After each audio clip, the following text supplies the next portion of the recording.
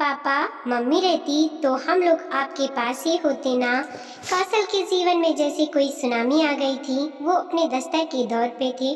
पत्नी अंकिता बच्चों को स्कूल भेजकर घर की साफ सफाई कर रही थी। आज ना जाने उसे क्या सूझा था कि उसने घर को धो डालने का प्लान बना लिया था। जैसे ही उसने पाइप लगाकर कमरे में पानी डाला, अचानक बिजली आ गई। उससे आहट भी नहीं हुई होगी कि बिजली उसकी मौत का पैगाम लेकर आई है। कमरे में कूलर लगा था और उसी के करंट में वह बिल्कुल स्याह हो चुकी थी। पूरा घर अंदर से बंद था। लगभग 3 बजे जब दोनों बच्चे स्कूल से आए और दरवाज़ा खोलने की कोशिश की तो पता ही नहीं चला कि अंदर क्या हुआ है। आस पड़ोस इकट्ठे हो गए। दरवाजे खुला तो कौशल को फोन से सारी बातें बताई गई। पुलिस बुलाई गई। ससुराल से लेकर स्वजनों तक खबर करंट की भांति दौड़ गई। 2 मासूम बच्चे, 3 साल की बेटी और 5 साल का बेटा सभी सहमे और डरे हुए थे। नियति को तो जो करना था उसने अपना खेल खेल लिया था। कौशल गुजर गए थे। ना बच्चे संभालते, ना गृहस्थी, ना नौकरी। दोनों बच्चों को उन्होंने ननिहाल भेज दिया था। तब उन्हें अपनी माँ की बड़ी याद आई थी। 1 वर्ष पहले ही उनकी मौत हुई थी। वो होती तो बच्चे आज बिना घर घाट के नहीं रहते। कौशल का सब कुछ लूट चुका था। दिमाग और दिल से वो भी डर गए थे। पत्नी का नीला वर्ण उनकी आंखों से दूर नहीं हो पा रहा था। कौशल की नज़र अब अखबारों में छपने वाले वैवाहिक विज्ञापनों और मैरिज पर्स पर भी जाती, पर उनकी नैया को दोबारा कौन पार उतारेगा, कहीं आस न बनती। ड्यूटी पर जाती तो दोनों बच्चों का मासूम चेहरा याद आता, पत्नी का स्नेह याद आता। सोचती कि आप जाने कैसे होंगे दोनों।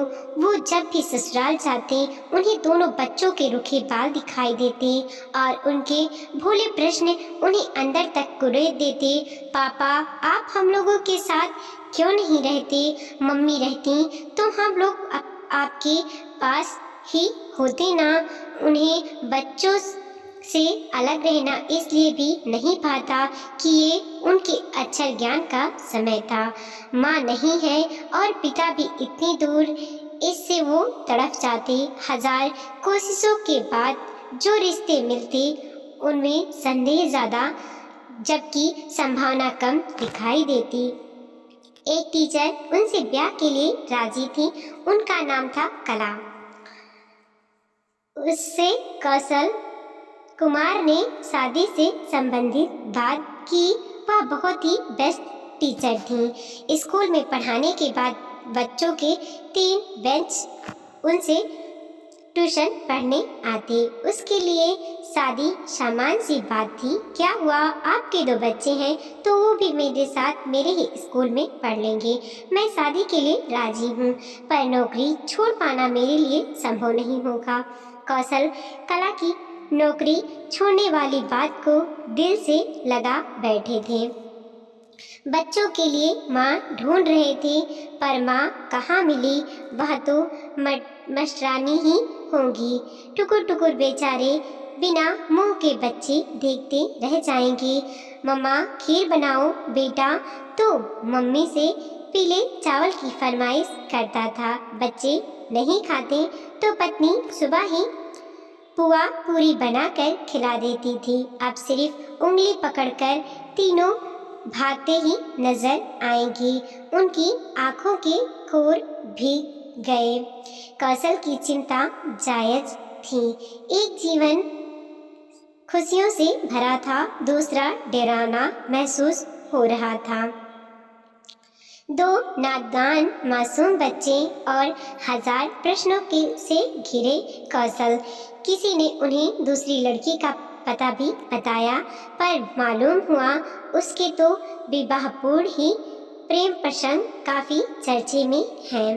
वह भी कौशल से ब्याह करना चाहती थी।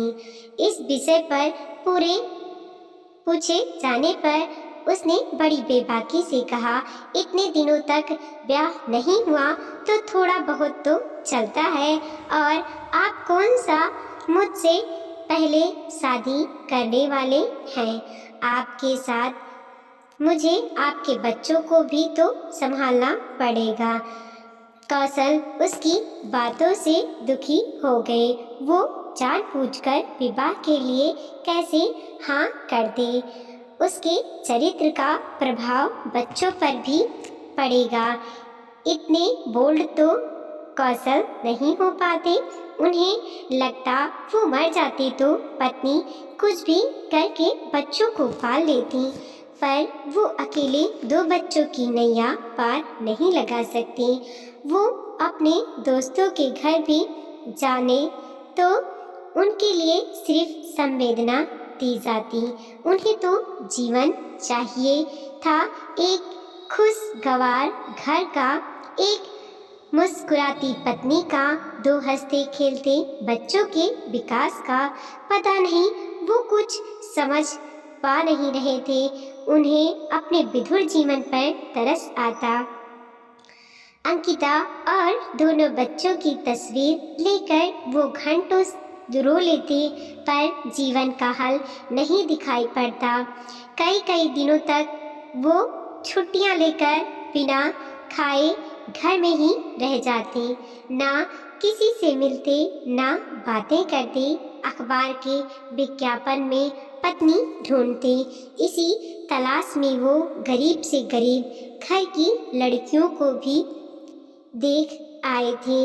विधवा और छोड़ दी गई महिलाओं के साथ भी वो गठबंधन को राजी थे, पर कुछ ना कुछ फिर सामने आते ही गए। विधवा स्त्री भी 2 बच्चों के पिता के नाम पर तैयार नहीं हुई थी।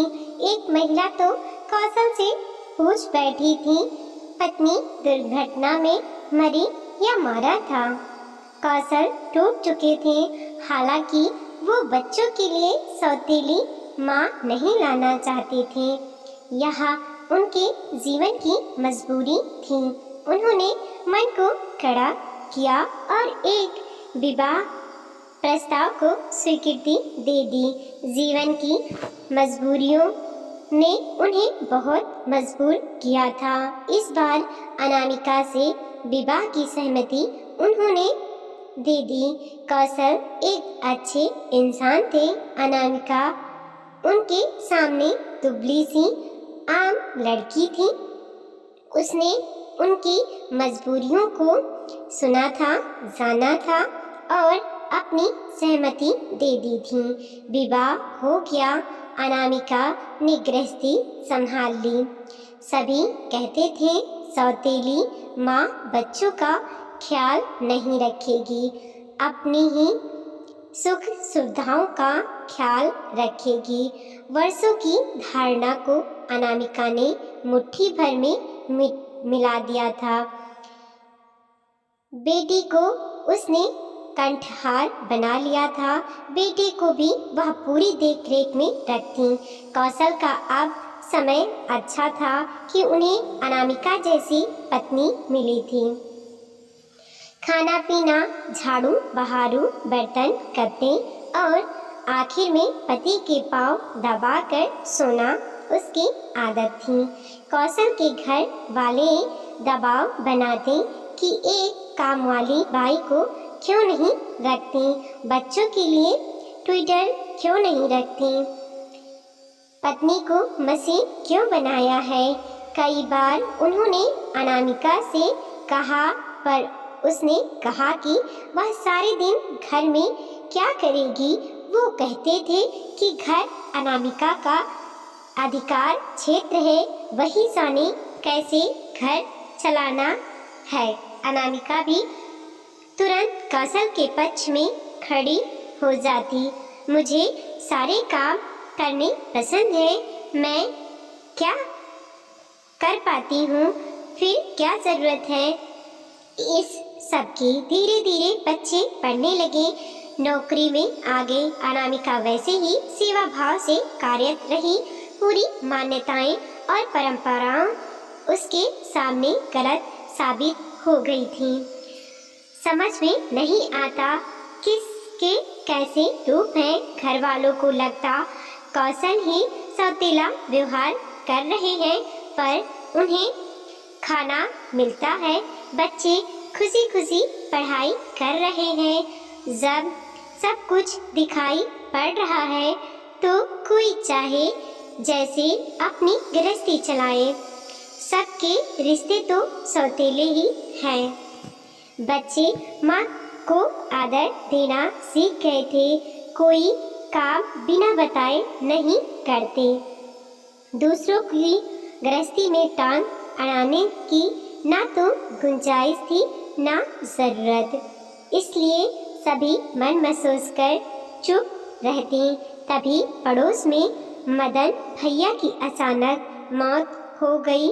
सुना था कि उन्होंने अपनी पत्नी के मरने के बाद दूसरा विवाह किया था, जबकि उनके 4 बच्चे थे।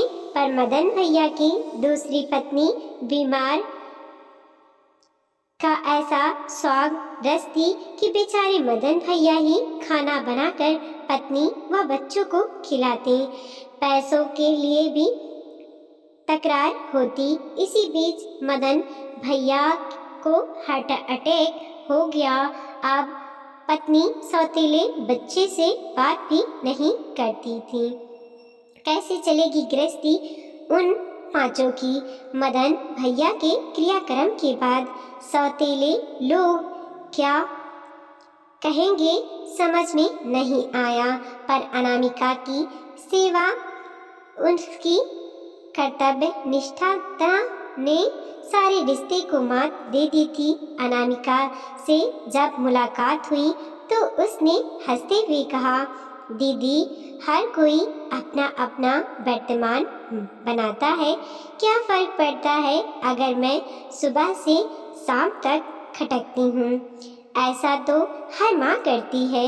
मेरी माँ भी किया करती थी। फिर मेरा तो परिवार ही छोटा है।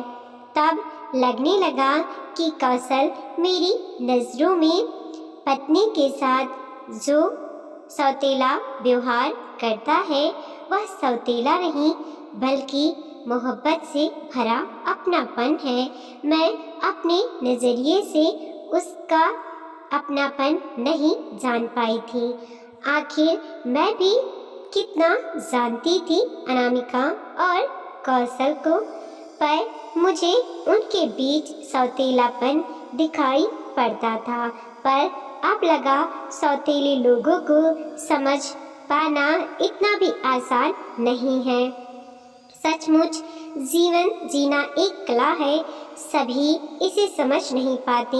वीडियो को लाइक कीजिए, कमेंट कीजिए और अपने दोस्तों के साथ ज़रूर शेयर कीजिए। चैनल पे नए हैं प्लीज़ सब्सक्राइब कीजिए और देखते रहिए मोटिवेशनल स्टोरी।